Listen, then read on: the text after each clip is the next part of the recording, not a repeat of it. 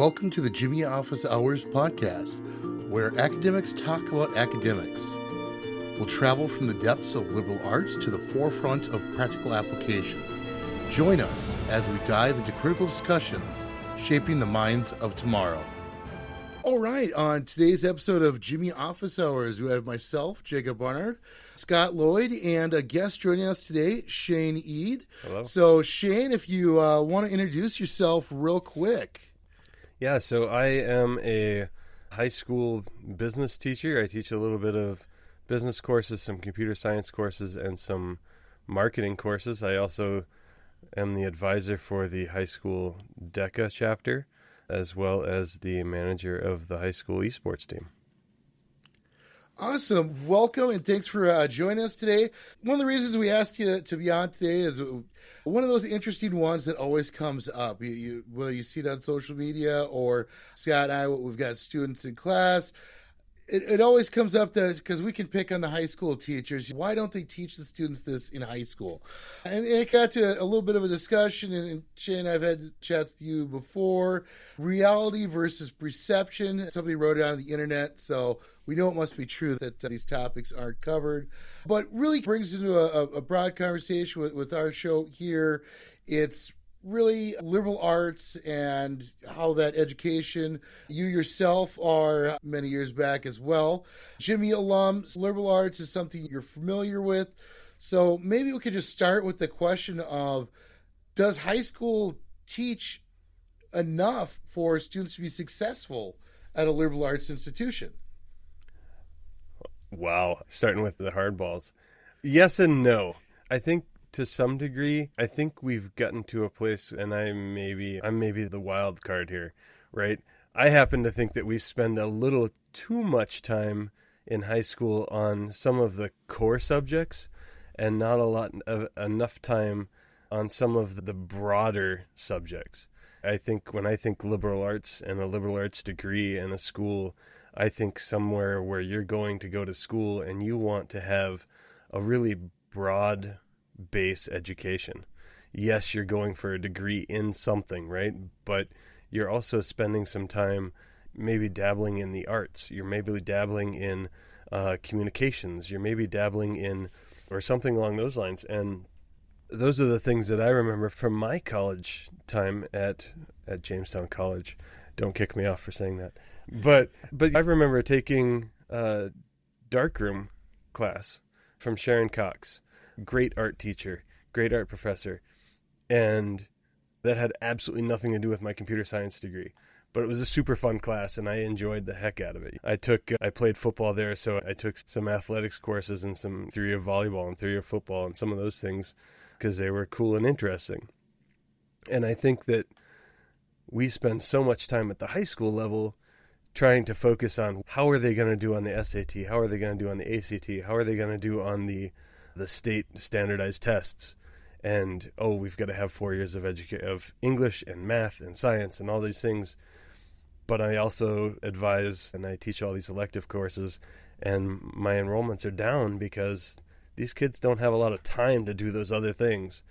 And I think in some ways we're hamstringing them, right? Like they don't have a broad enough base in high school where they really should have freedom to experiment and do all these cool things. And we're not letting them do that because their schedules are so full with the required classes that they don't have the opportunity to try and experiment with some of that stuff. Shane, I think all of us would agree that across the board in the United States, teachers at any level are increasingly finding it more difficult to do their jobs as far as remuneration, pay, standards, expectations of administrators, expectations of parents. What are some of the challenges that you're facing as a teacher during this time with this generation of students? Because Jacob and I have talked before on this program about how the students are different. We're seeing a difference in the students coming out of high school than compared with students maybe just 10 years ago. What effect is the challenges that teachers are facing? What effect is post-pandemic? Can you talk a little bit about the challenges that you're facing and your peers are facing as high school teachers in 2024? It's something that I've tried to pinpoint, really, what is different. I remember, it's been a while, but I remember going to high school, and I remember going into classes, and when there were the same sort of cadres of kids, right? There's the jocks over here, and the nerds over there, and the chess clubs over here, and those things all still exist. I think really one of the things that we struggle with is just the level of access to communication that students have. Once upon a time, if you needed to chat with one of your friends, you had to wait till passing time in between classes, or even after school. You'd have to go home and give them a ring on the phone. And now, I can't tell you how many times a day, because our students currently still have access to cell phones in class, which may be changing, but I don't know how many times a day where the kids will be like, they're over there on their phone, and they're either on a video call with one of their friends, or they're chatting actively on Snapchat or whatever with their friends. So they have this higher level of access to those communication devices, and we're still struggling with the idea that they have that easy access. And so if one of them has snuck their phone in, the old crib sheets, right? They can be texting their friend and getting answers to the questions. Or they, excuse me, or they can just be totally distracted. Are they more distractible than they used to be? Maybe. You and I and Jake and everybody else, we used to be pretty comfortable with spending time alone with a book, or even playing solo video games for that matter. It seems like we need to have that fast-acting interactivity constantly. We've gotten so used to it, and the kids are so used to that if they have more than 5 minutes of time where they don't have anything to do, they're not directed, that it suddenly becomes a big issue. No, that's an interesting point. That's something Scott and I have talked about in the past, of just kids don't know how to be bored these days. I had an argument with my son just a couple days ago on, I'm bored, Dad, and the discussion got to the point where I said, go watch paint dry. Count the cars that are passing by the house. I don't want to do that. Great, the TV's off and you've lost your phone, so go watch the grass grow.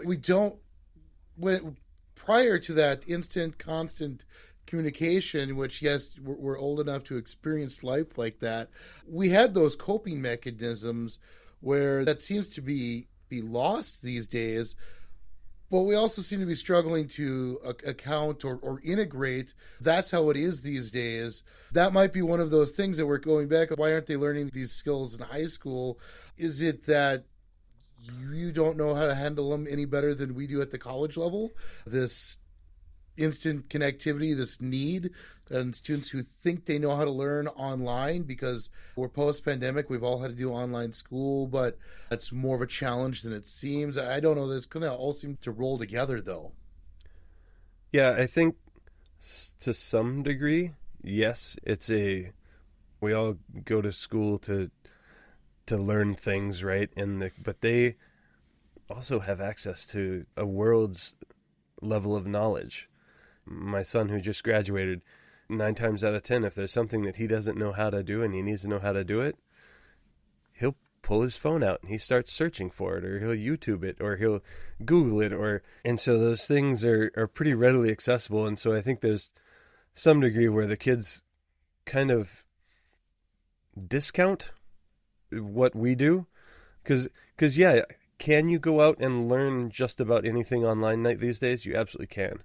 It's the curation of that knowledge, the skill in taking all of these different bits and these different skills and putting them together in a package that hopefully leads them through that learning a little more smoothly without some of the errors and mess ups, which when you're teaching basic HTML or something like that, not as big of a deal.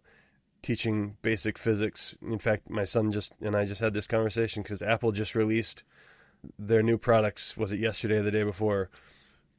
And the iPad has this new fancy AI embedded into it. And Dad, you can go and you can just write out a mathematical problem of some sort. And the iPad will just solve it for you and give you the steps and everything. And I was like, yeah. He's like, no. He's like, it'll do like physics problems now. He's like, I can tell it F is this and X is this, and I can give it this long subset of pre-calc stuff, and it'll do it for me. And I was like, yeah, but who's checking? And he's like, yeah, and that was where that conversation led, was like, yes, AI can do all these cool things for you. Yes, technology is super cool. But if we don't have the human component of, let's check the work of the machine so that we know that it's correct. And I was like, is that a huge deal if your website doesn't work properly? No, but he's going into civil engineering. I was like, now if you take that same iPad and you do all the math to build a bridge, and that bridge collapses in 6 months because you didn't check the math because you just assumed it was right, who's in trouble? It's not the iPad, right? You've got to be able to recognize that there are certain things you have to look at that AI just can't. There's a human element. There are external elements that have to be put into play, and so you still have to double check those things. You can't just assume that they're going to work. AI seems to think otherwise sometimes, but. And I think you make an excellent point there, Shane, that this idea that students sometimes look at what teachers do, and because of the advancements in technology, they take it for granted that we're just some sort of repository of knowledge, when in fact that's what the computer is. That's what Google is. They can spit out facts, and of course they don't always get it right, so you have to check it. But what we do as teachers is, especially in the liberal arts, is that we learn to make the connections and to show how those connections can be applied to make a better world. So you've articulated well some of the challenges that you're facing on the high school level, and I think that was a great illustration, the conversation that you had with your son about AI. As a high school teacher, how would you approach this with your students on a daily basis? How do you communicate to them the importance of learning and making these connections? I suppose a better way to put that question is, if you could wave a magic wand and make the classroom or make the students the way that you wanted them to be, what would that look like? I think as teachers, as professors, as teachers, the reason that we do those things is because we really enjoy the process of learning things. We like starting at a place where here's this thing that I'm curious about, or curious about doing, or curious how it works. And I'm going to follow this path and see if I can find a way to figure out how it works or how to do it. We've probably along the way had some really excellent resources in the form of textbooks and internet, but especially teachers, people who have led us into that area, and not necessarily in a situation where they were necessarily our teachers, but they were people who were teaching the subject. And we value that teaching-student relationship from both sides. And I think in a lot of cases, if I had an ideal student, it'd be a student who comes in and recognizes that I'm there not to mete out punishment and not to just take attendance and make sure you behave, right? Like, I'm there to really show you the way this skill can be used, or this product, or this tool. And unfortunately, especially in my case, as a high school teacher, high school's mandatory, right? We've gotten to a place where you will go to high school, you will attend. If you don't attend, there are ramifications for that. And just like any other class, I get a lot of students who, I'm just here, to quote Marshawn Lynch, I'm just here so I don't get fined. I'm just here because I don't want the cops on the door, or social services, or whoever, making my life at home rougher than it already maybe is. Or maybe it's just fine and I just don't want the cops or whoever showing up, but I don't want to be at school. And so I get a lot of students who, they show up to class and they almost instantaneously check out. And they aren't paying attention. They're doing whatever they can, whether it's phone or computer or a book. I've seen it happen. It does happen still, where kids check out of class because they're reading a book, which kudos to them. And a lot of times I'll try to stop and just like, hey, what's that book about? Let's start that conversation. Because sometimes that's part of what isn't there, is just they don't feel any connection to school or to the teacher or to anyone else. And so I try to help facilitate that part too, because that's part of what we miss with the Google and the AI and all of that, is we have no interpersonal connection with those things, and it's harder to learn them that way, I think. But yeah, if I had an ideal student, it's that student that shows up and they recognize that even if it's not something they necessarily want to learn, that it's something that's useful to them as a tool for something else. No, and that's a couple of really good points buried in there. But the connection being a big part of it is because even at a liberal arts college, private liberal arts college, we've spent enough decades telling students they won't succeed in life if they don't go to college. We still get our fair share of, I'm here because I need the class to graduate. And I need to graduate because I was told I have to go to college and graduate, otherwise I'm a failure. So while it's a little bit more optional per se, the perception isn't always that, particularly then we get into something like general eds. We've recruited the student to our institution, but we haven't sold them necessarily on liberal arts. And why do I need to take this class to graduate, get a degree? I'm never going to use that. So making those connections for students is definitely part of what we try to do. But making the individual connection with students, that's something that my entire late policy and all of my classes is designed around that. If you don't talk to me, it's a pretty stiff late penalty. And then I don't take work after that point. If you talk to me, though, wow, it's infinitely flexible. I've had that taken advantage, unfortunately, a few times of students who just made sure they always talk to me before the deadline. But I'm like, in a way, it's working. I want you to engage with me because that's where I get the enjoyment out of teaching as well, is that personal engagement.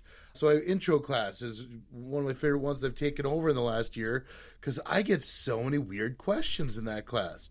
Students fresh out of high school taking intro to computing for the first time, I have no idea. I've never thought about that like that way.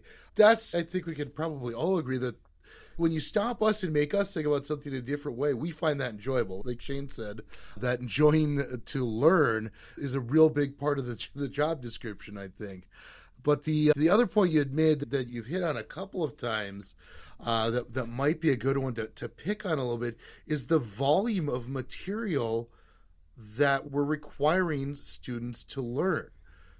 That it does not seem to be getting smaller, and a trend seems to be we cut out more and more extras. Are they really extra? Yeah, at school that I teach at, it's pretty common for incoming freshmen, right? They're just coming out of middle school, where middle school is still a mishmash of elementary sort of level scheduling versus high school level scheduling versus college level scheduling. And what we end up seeing is a lot of our freshmen, they may have been active in band, and they may have been active in choir, and they may have been active in these other clubs and activities when they were in middle school. And when they get to looking at their schedule for high school, they end up either having to take one of their required, like a science or something, or a PE during the summer, so that they can have room for, and in most cases they don't get to do both anymore. It's very rare that the students do both, just because it doesn't fit into the schedule. There's too many other things. Our freshmen, all of our students are saddled with an English class. I think the current state requirement is 3 math classes over the course of your 4 years, and 2 sciences, and then they just added a cybersecurity requirement that's a full credit, so a full year of cybersecurity and computer science courses. And some of that, there's some flexibility, right? Some of that is the cybersecurity requirement, it can count as a science, right? Which is great if you're not planning on going into pre-med. You maybe don't need 3 years of science, right? Your basic chemistry and biology are probably okay for a general understanding of how the world works. But if you are going into pre-med... I would beg to disagree on that one. If we use the pandemic as any sort of example, society in general could use a little bit more science training. But perhaps. But yeah, so it's one of those things where, that there are exceptions, right? There's going to be students who are going into pre-med who now have to take a full 3 years of science and a full year of cybersecurity and computer science.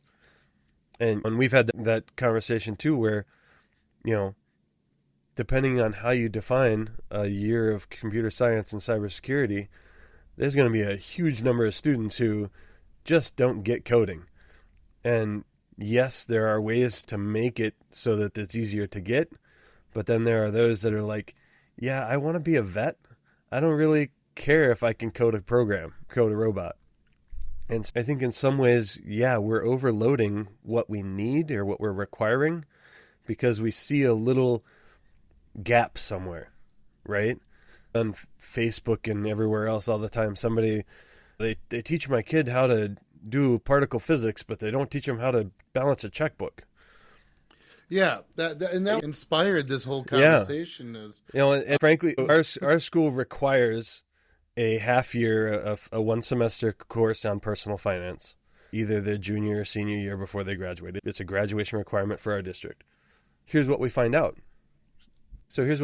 We find out that a 16-year-old junior in high school who has a part-time job after school, he doesn't need life insurance, right? He hasn't been introduced to life insurance or car insurance or medical insurance or really any major payroll taxes.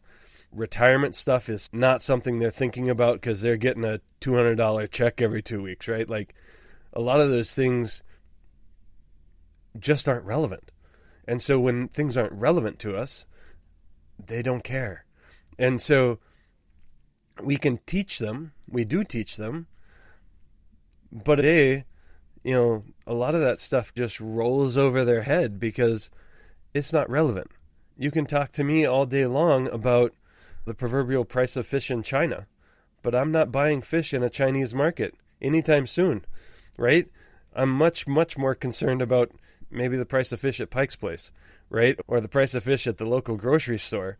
Those things are relevant to me. I have a pretty good chance that I'm going to experience those sometime soon, right? Those things that are nebulous out there in the future, we have to find a way to make things relevant. And so sometimes that means maybe reducing some of the required stuff so that we can introduce some of those more elective stuff, because then we can do some cool stuff. Then we can look at taking a full year marketing course, perhaps, where we actually take on a local business and do a full marketing plan for that business, right? Maybe a group of students take on the roles of the marketing students and they are going to run that and do that for a year. Or maybe we take our communications class, right? One of the English classes, instead of being an English 4 where they read Romeo and Juliet for the 4th time, maybe that's a communications class and they start doing some pre-journalism sort of stuff. Or maybe they start doing copywriting, right? Maybe they're writing ad copy for some of the local businesses and try and bring those things in. But ultimately, because we've got to have that 4th year of English and there are certain standards that apply, and it's really easy as a teacher, it's really easy to just say, this is what we've done forever and we're going to keep doing that. Sometimes that causes some issues too. But yeah, like we have a lot of extra stuff that we've got to squeeze in there that because we've got all these requireds, if we could back off, we could do some electives. But that also, we have to recognize that puts a little more onus on us, right? We have to own that we can't just punt from the end zone and say, yep, we covered this, and that's good enough to cover this. We have to get a little creative too and say, how do we make this relevant for our students? Because if all it is constant practice of algebraic reasoning, that doesn't have any relevance. They don't know what to do with that. And if it's not relevant, it's boring. And they go right back to the phone, right? Or they go back to whatever, and then we lose them again. So, yeah, I think there's something to be said for how do we add those things so that we can teach additional things, but we also have to make them relevant or it just doesn't matter. Shane, I want to give you an opportunity to correct a perception of mine if it's wrong, right? It may just be, that I'm increasingly becoming that old guy in the room, and I recognize that. But growing up, it seemed that my parents were always aligned with the values and the goals and the aims of the teacher and the school and the administration. But something that I think we deal with now, at least in higher ed, is this perception that the student is a consumer, that the parents are an extension of that consumer mindset, and that with the consumer mindset goes the idea that the customer is always right. So sometimes in higher ed, some of the challenges that I've felt increasingly in the past few years is that I somehow have to cater to the desires, the demands, the wishes of the student, but certainly to the parents. And I wonder, do you face that in high school? Is there now what seems to be an adversarial relationship between the teacher and the parents of the students, where it used to be whatever your teacher says, that's the way it goes. You have to get in line with what your teacher says. Or has that changed to where now administrators and even teachers are expected to cater to the needs, the desires, the wants of the student and or the parents? The easy answer is yes and no. Okay. So yes, to some degree. And some of that, I think some of it boils down to a post-pandemic thing where we see a much higher emphasis on mental health. And we see, I think, a lot more of the pandering, for want of a better word, to a student or to the student's parents, because that F is really hampering their mental health, or they can't feel good about themselves if they're not doing well in school, and which is true, right? We know scientifically if you're not doing well in school, you don't feel good about yourself necessarily, right? But then they don't necessarily, the flip side of that is you still need to earn that grade. I'm lucky enough that we teach in a pretty conservative area, and so there's a pretty healthy mix of parents, especially, who are really supportive. And they will check in on their students, and they'll say, oh, if he's not doing the work, he gets the grade he gets. Yes, there's some that kind of turn it around and are like, did he have the opportunity? Did you talk to him about this? But I relegate that back to they're checking on their kid, right? It's still, nobody loves Johnny or Sally as much as Johnny and Sally's mom and dad. And they're checking on their kid. Their kid's not doing well in school maybe, and we don't know what sort of conversation's going on with the student and the parent. And so the student goes home and says, yeah, Mr. Eid he's the worst teacher in the high school. He never pays any attention. He never talks to me. He never teaches me anything. He just makes us do all this extra work. And yeah, I'm getting an F because I don't know what I'm doing. And that's usually not true unless they're following up. And so a lot of times they get their hackles up, right? They get the claws out, and Mama Bear shows up or makes a phone call and is just super angry about how her kid is stuck in this class with this terrible teacher who does nothing and whatever. Sometimes the die's set then, right? Sometimes there's no way to contradict what the student's story is. A lot of times you can show evidence, right? I can say, hey, here's the work they're turning in. Here's what they were required to do. Here's what we went over in class. And here's what I got. And the two are not even close. And you can see that. And sometimes that's enough and sometimes it's not. But a lot of times I'll go back to relationships. A lot of times that's that student who shows up, never says a word, never does anything. And if I don't go out of my way to go and talk to them once in a while, you don't even know they're there, right? And then all of a sudden mom's calling like, why is this kid not doing good in class? Well, he's not really in class. He's there, but he's not there. And it's trying to build those relationships. And sometimes that's a parent thing too. Sometimes that's trying to find time to notice those students who are maybe starting to struggle a little bit and meeting with them, but also sending an email to the parents. I still have the ability to do that. I don't think in some cases you guys might or not, but we have the ability. I can call a mom and dad whenever I want, and I can say, hey, Johnny, Sally, whatever, this is what I'm seeing in class, and we need to participate. We need to do those things. Is that true around the country? Probably not. Again, if social media is our measuring stick, certainly I see a lot of stories about a lot of these parents who walk into high schools and assault the teacher because Johnny's failing. So surely there's something more rational we can do about that, right? And again, we don't know the whole story. Maybe there was some rational stuff that went on. But I think in a lot of ways we're really quick to pass judgment on teachers and students and parents, when really it's more about communicating, have that conversation, And hopefully we can come to a good resolution as to what really is going on. How do we compromise all of those situations? Now here's the kicker. What does that take? Time, right? And the first thing that any of us will tell you is that most teachers don't have a lot of spare time. I know at the high school, I've been at the high school for 2 years here now, and both years I've spent a full semester on an overload where I only have 1 prep hour per day, right? And that's a lot of time in class where I don't have time outside of class to do a lot of that other stuff. And so that makes it a struggle. I've got to spend a lot of time, luckily so far it's been in the fall semester, and so I can spend every Sunday watching football and grading papers, right? But yeah, as far as like those communication pieces, I don't do as much of it in the fall semester when I'm overloaded as I do in the spring semester when I'm not. And so bring it back to time and effort and some of those things. But yeah, I don't necessarily think that it's necessarily that the teachers are the parents are in this weird mindset where teachers and professors are evil, for lack of a better word, right? But I do think that some of that mental health stuff and the post-pandemic mindset is bleeding over and going to a far extreme where maybe we can scale it back a little bit by having some of those conversations with those students.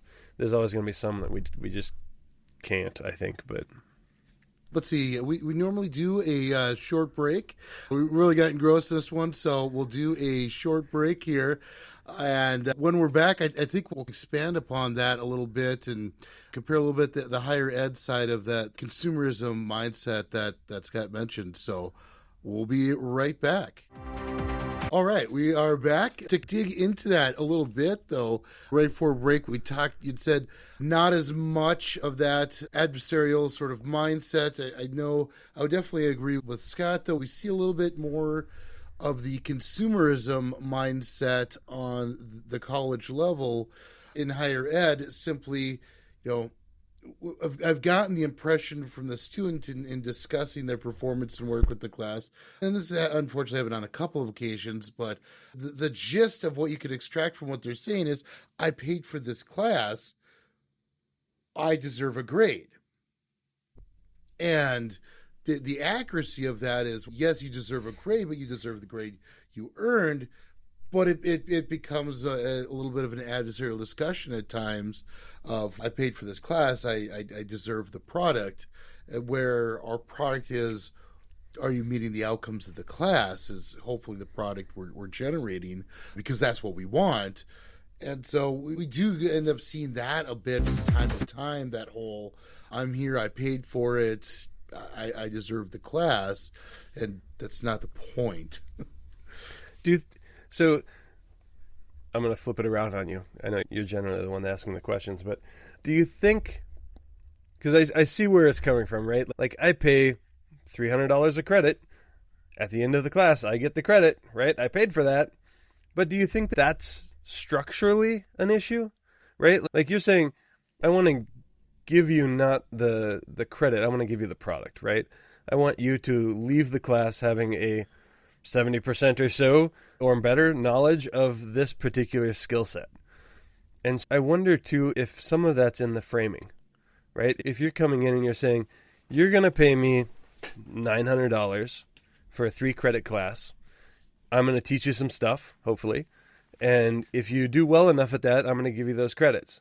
Really what we're saying is, if you do well enough, I'm going to give you the credits as a credential almost, right? As a marker for, here's what you learned, here's what you know. And I wonder too if, like, structurally, if a change in the way that's framed would be beneficial. And maybe, and I'm totally like, I don't have any examples of anywhere where they've done this, but maybe instead you had some sort of like skill set checklist sort of thing, right? And here's for the class, these are the skills and the things that you're going to learn. I'm really struggling not to use the word standards because I don't particularly like standards myself. Specifications. Aptitudes, whatever you want to go with. And rather than getting your degree when you get 120 credits, maybe you get your degree when you have 1,500 aptitudes, right? And of course, that's a wholesale change, and there's a lot of things that go into that. Like, maybe you can turn it around and say, okay, you need to have attained, instead of, for general ed, it's what, 3 credits for CS? Yeah. So maybe instead of getting 3 credits in CS, you need to have 30 aptitudes on your transcript, right?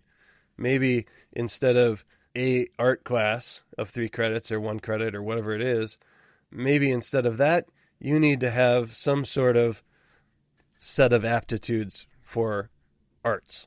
I think that, and I think that's an excellent point. And of course, for most of us, when we prepare a syllabus, we put learning objectives on there. By the end of the semester, the student will be able to, for instance, in communications, will be able to deliver a speech in a variety, before a variety of audiences, in a variety of styles, by developing an outline, et cetera, et cetera.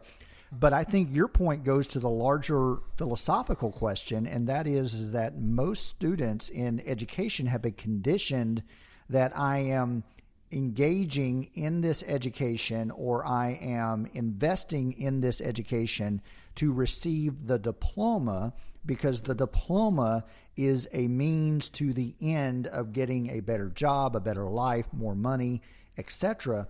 And so they don't see the value in learning. They don't see the value in the education, because in the United States, we have been conditioned to see the value in the diploma, or in the credential, or in the skill, or in the certification, and not in the learning itself. And I think that's a really good point, Scott, because I was going to respond to yours, Shane, with being held to an expectation isn't necessarily a bad thing. With my PhD program, I had a particular course that I was on the opposite side of the fence. Yes, I was teaching full-time here and all of that, but it was a very poor instructor scenario where I was very not happy with how the class was being conducted, and my professional opinion and all of that. So a little bit of that consumerism expectation did factor into my dissatisfaction with the class. I'm required to take this class to graduate. I don't believe it's going well, so on and so forth. I had expectations for the class, and I did try to keep that into my mind. I'm like, I'm currently railing against something that I get annoyed when people rail against that. Or can potentially be annoyed when people rail against that. So it does factor in, and it's not necessarily wrong, though. We should be delivering, but Scott made a very interesting point. What are we delivering? We're not expecting to, in a particular course, deliver the diploma. We're delivering the outcomes that will hopefully help continue you on your path to that. And so, Shane, you might put it in a really great way in rephrasing that discussion of the steps along your path are important. You need to have an outcome in mind, or you'll never end up there. Or like me, I had an outcome in mind, but I had 4 or 5 majors. I was here an extra year. Eventually, I managed to graduate. That meandering path is not necessarily a plan, but not forgetting the steps along the way, each and every one is important. And so that might be the rephrasing or the context. Yeah. But I definitely agree with Scott that, yes, the diploma is what is sold. The importance of everything from start to finish can get lost in the mix. I think, Scott makes a good point in that maybe it's not necessarily wholly consumerism, right? Maybe it's just a disconnect, right? We have for however many decades, we've said, you need to have a degree to get this job, right? You can look through the job service listings all day long, and you'll see jobs that say, must hold a bachelor's degree in this, must hold a graduate degree in this. And ultimately, if I have a bachelor's degree in whatever, from whatever university or college, how far do they look at that? Unless that school has really been in the headlines as a diploma mill or something, they're not going to look at the underlying classes that go into it, because they're just looking for somebody that has that degree.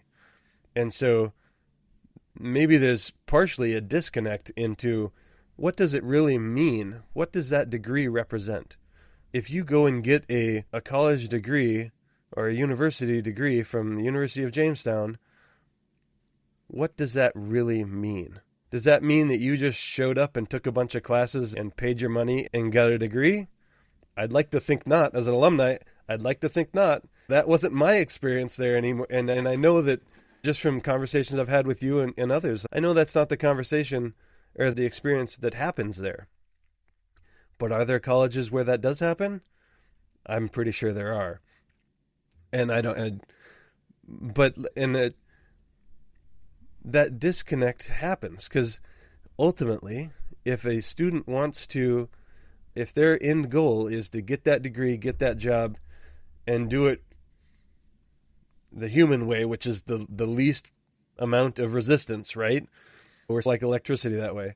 We will take the path of least resistance 9 times out of 10 if it's easy. And so maybe that's what it is, more a leaning towards, hey, we don't really value doing things the hard way anymore because we've got computers and we don't have to. Maybe what we're looking at is more of a disconnect in, I'm going to do it the easy way because I can just spend some money and show up for this class once in a while, turn some stuff in, ChatGPT wrote some of it for me, and pass and get that degree and go get that job. This is a sort of strange segue, but there was a graphic that I saw the other day that was going around, and it was talking about, they'd done a survey of HR reps, right, at these different companies. And they were talking about, what do you wish the kids, these people who were applying for these jobs did well, and what did they not do well? And the number one thing on the list was they don't make eye contact. How? Like, if you're in a classroom and you're talking, it goes back to that communication piece, that really knowing your students, and they don't make movies and stories and whatever about the teacher or the professor who's in a classroom of 200 something amphitheater, right? And comes in and does his thing and then walks out. They make movies and stories about the teacher who's in the classroom, even if it is the 200 student amphitheater, who takes the time to make a relationship with one of those students and actually help them out a little bit, right? Maybe in some of these colleges, places, they bought into the consumerism a little bit. Maybe they actually said, okay, yeah, you want to just pay for a deal? We'll take your money. You can get a degree. You can go get a job and do your thing. We don't care if you get any skills at the end. I'd like to think that's not the case. I know it's not in the university's case, but maybe it is somewhere. It definitely is. The financial factor is the horrible part about it, per se. In order to continue to provide an educational service, which is what we do, we have to have money coming from somewhere. There is the give and take. And in a lot of places, a lot of institutions that historically might have been funded by a lot of state money, rates of state funding of higher ed institutions are definitely lower than they have been. So it's probably one of those things that has been definitely a cycle in the past. But like you were mentioning, Shane, from the HR, that's one thing at least our department has gotten a lot of feedback from employers on, is never been students missing out on a particular technical skill. They might mention that, oh yeah, we'd really like it if you sent this to somebody who knows this, or oh, please make sure you keep teaching this, that sort of things. The most consistent one has always been the soft skills. Mm-hmm. Sending me a text when you should call me and let me know you're going to be late to work, or those sort of communication skills, or being able to do technical documentation, or just writing in the area, putting together a project proposal, those sort of things. Those are the things that employers always come back and mention as gaps, or at least your folks the students you graduate can do this, and those sort of things. And we've actually are in the process of tweaking our CS and IT majors to further embed more communications courses, because that's apparently the area that our technical employers would like to see strengthened from our students, from historical ones. Our programs have a very good reputation from the University of Jamestown. My first job out of college was at Microsoft with a history political science degree. Now, I also give prospective students the caveat that half the hiring committee being fellow alums is a stroke of luck. Career plans, take that into account when you just take everything for fun. But solid enough basis and all that. But yeah, that the soft skills are things that we continually hear as well. And I think this is one place where it's good to defend a liberal arts education, because a liberal arts education, unlike just learning a technical skill or some sort of certification, gives you that wide range where at the very least you have to do a little bit of reading, you have to do a little bit of thinking, you have to do a little bit of a variety of disciplines that gives you a more nuanced view of the world, and it cultivates empathy, right? So a lot of these soft skills, if we were to boil it down to one word, it's being empathetic. It's taking into consideration the perspective of our fellow human being and realizing that it's not all about us. And so I think to a degree, a liberal arts education will give students the opportunity to cultivate that. Now, whether or not they take advantage of it is a different story, but at least they will have the opportunity, whereas if they focus specifically on learning a skill or getting a certification, they're not necessarily going to emerge from their educational journey with the opportunity to develop those soft skills. Yeah, I like the idea of using the word empathy. Connection would be if I were to pick one word, would be the one I would make. Whether that's we're making connections between subjects or each other, that's the core. What I've always said is our core liberal arts focus. And in fact, I'm a part of a group of liberal arts CS faculty who we've been saying, great, this is our professional organization's curricular guidelines. Liberal arts, we feel a little bit different. We're going to start from our institutional mission and values all the way through, and then look at guidelines and decide which ones make the sense for us. So we have the freedom that Shane, you've described, that you don't have at the high school level, to say, that's wonderful, CS folks should need that, but that's not our core focus. So we're going to say that's an optional extra. We want you to make sure to take that comm class, that English class, whatever we feel is going to better enhance our computer scientists coming out of our programs, or IT, or whatever the exact major is. At least at our institution and a few other liberal arts computer science programs, we've taken the stance and the approach that we can pick and choose a little bit to what makes sense, because we want to make sure our students are empathetic connectors. I'm sure there's more words we could slot into there, but those are both two fantastic ones. Where, Shane, you've just summarized some of the early conversation, have said that you don't have the opportunity to pick and choose.